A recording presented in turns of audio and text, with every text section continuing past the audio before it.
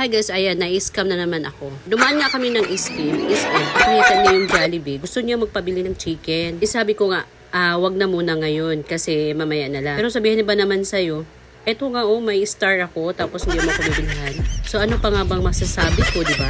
So yung pagsabi niya guys na may star daw siya, ay may bayad pala yun. O, ano pa nga bang masasabi ko? Hindi na ako makahindi, di ba?